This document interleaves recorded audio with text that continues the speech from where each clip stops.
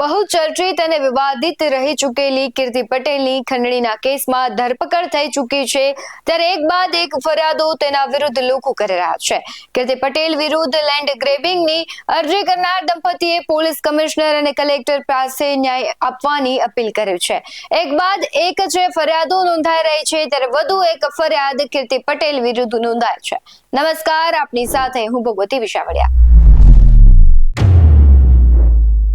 TikTok અને social media star કીર્તિ પટેલની 2 કરોડની ખંડણી માંગવાના કેસમાં ધરપકડ કરવામાં આવી છે, ત્યારે કીર્તિ પટેલના ભોગ બનેલાઓ પણ હવે સામે આવી રહ્યા છે.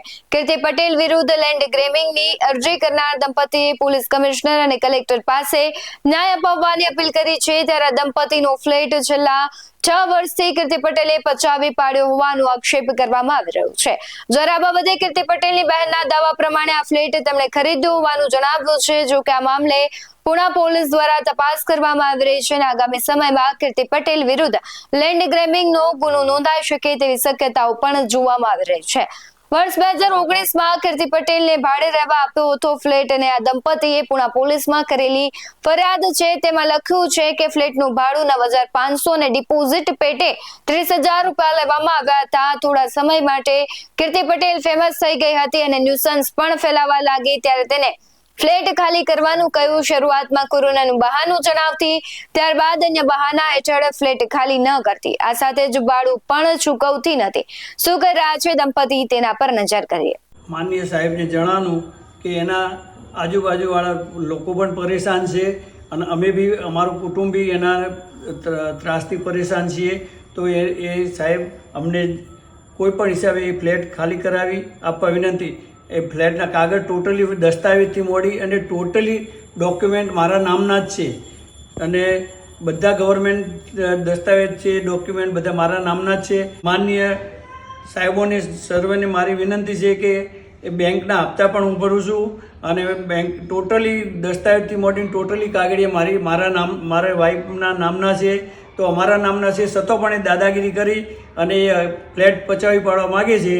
તો ગુજરાતના મુખ્યમંત્રી તથા ગૃહમંત્રી તથા કલેક્ટર સાહેબ અને કમિશનર સાહેબને મારી વિનંતી છે કે અમારો ફ્લેટ ખાલી કરી આપવા અને એમને ન્યાય આપવા માટે વિનંતી.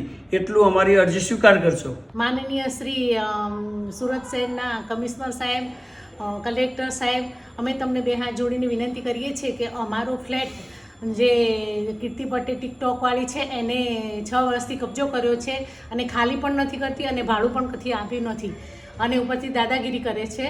તો અમારો આજે એનો 2 કરોડની ખંડણીમાં એનો પકડીને સુરતમાં લાવ્યા છે અને જેલમાં પૂરી છે. તો હવે અમારો એ પણ ફ્લેટનો જે એ કેસ અમારો તમે સોલ્વ કરવા માટે વિનંતી.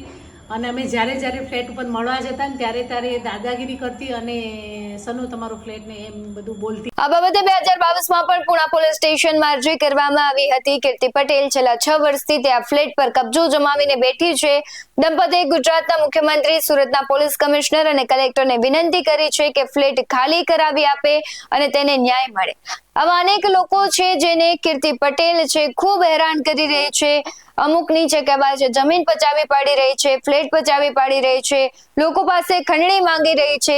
તમને શું લાગે છે આ મુદ્દે? તમારું શું કહેવું છે? કમેન્ટ કરી જરૂરથી જણાવજો. આવા જ વધુ અહેવાલો સાથે ફરી મળતા રહીશું. તમે અમારી YouTube ચેનલને સબસ્ક્રાઇબ કરવાનું, અમને Facebook અને Instagram પર ફોલો કરવાનું ભૂલશો નહીં. બાકી નવી અપડેટ્સ મેળવવા માટે આપ જોતા રહો BS9 ટીવી ન્યૂઝ. નમસ્કાર.